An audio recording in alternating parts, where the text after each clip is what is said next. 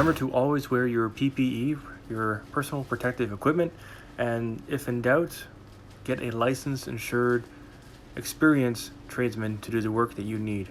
In this video, these things that I make are for entertainment purposes only.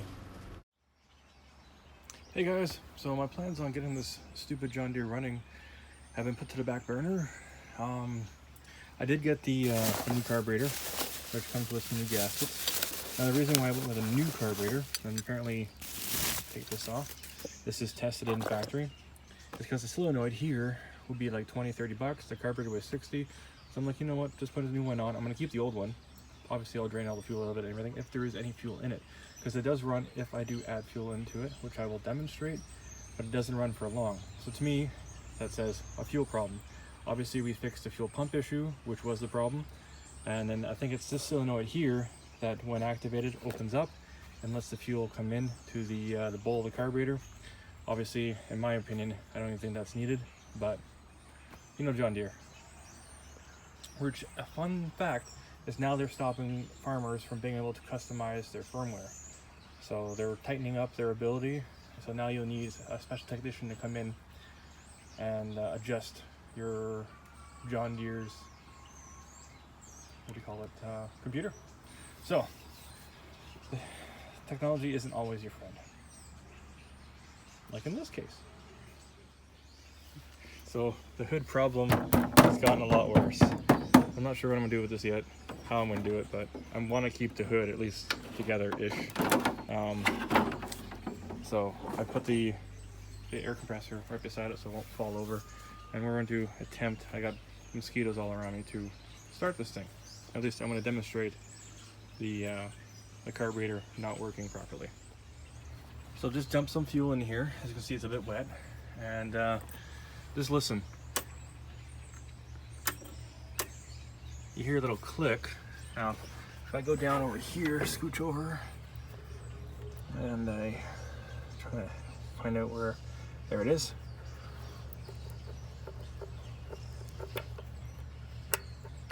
You hear that click? That's supposedly the solenoid opening up. And over here, this thing is so bloody dirty. So I just wanted to show you that there is fuel in here. I take this out. See, I do have fuel. I have a new fuel pump, and it does pump. We got that going in the last video. Well, months ago now. Anyways.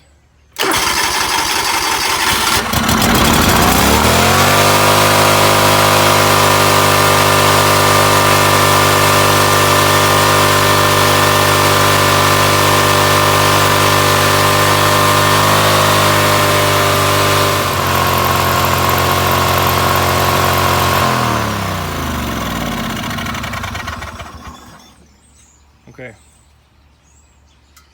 so last time I couldn't get this to run. This time I got it to run. So apparently I don't need a solenoid, and that is an over rev. Cold start, over rev. As you can see, I had the switch all the way to low. I didn't even rev it up. So that means I installed the carburetor wrong, or there's something that's stuck open. And that could be presumably why it's not running. Sounding good though. Sounding good.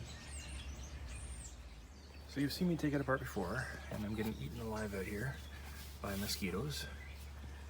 I've taken the two nuts off here, which is also a shield here, and then there's two bolts here with these spacers. I left the spacers in. They're going to drop out once I remove the carb. There's a couple more bolts, obviously. But what I'm thinking is that there's still a problem with the solenoid, and it's sticking. So I'm just probably going to, yeah, definitely going to replace the carburetor, and then we'll figure out how everything goes back together, because obviously I did it wrong. Or something might be sticking or in reverse. Now the reason why I say in reverse is because this was all the way down and the engine was over revving. So something's been put back together in reverse. I removed a few more bolts, and this is the current resting position. Here, let me show you. Right there. Sorry, I'm all cramped up trying to work on this thing because there's so much in the way. My mom was organizing the backyard and she just pushed everything to the way. So I just kind of have to deal with it. That being said, this is the open position at low idle. So I didn't properly explain it before, but what I wanted to demonstrate here, and you'll see me take the throttle control, push it all the way up, and then into the throttle choke position, which should theoretically close the carburetor off. So no, like it'll slow the air but add more fuel, and that is choking it. You don't see it actually happening, so that was part of the problem. So I have to reset the carburetor bars. They might not be in the right position, or they might be a little bit bent. So we're gonna fix that. Some might also be stuck.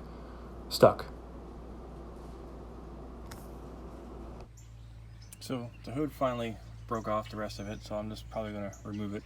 That being said, I'm gonna set up the carburetor so that everything during idle or during low RPM is set to the off, because I'm believing that is an internal, like as in the secondary flap being open and being pulled open. And I think that's just because of a small spring that I incorrectly set. It should be set this way. If you're hearing that drop, those are apples from the apple tree, which is up above me. And that being the case, this is going to be reassembled that way so that this will be pushed in, and then that'll be pushed out. We'll see how well the RPMs hold up so that it is not over revving. Okay, so we have the new carb installed, and the choke is now working properly. So we're gonna fire it up in just a moment. Okay, so the problem was this here. This is the governor. So I pushed it all the way this way, went to start it up, and it ran normally. So this is already pushed all the way over. And as you see the throttle there.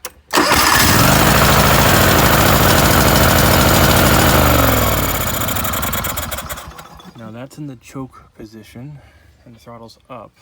So all we have to do is find out where this spring goes.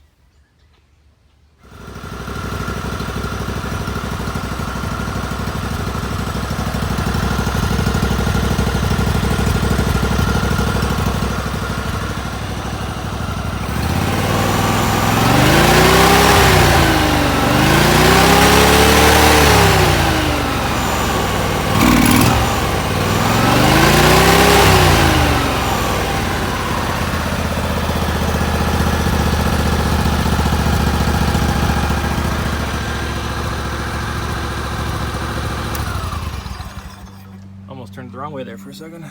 Okay, so I figured out what the problem was.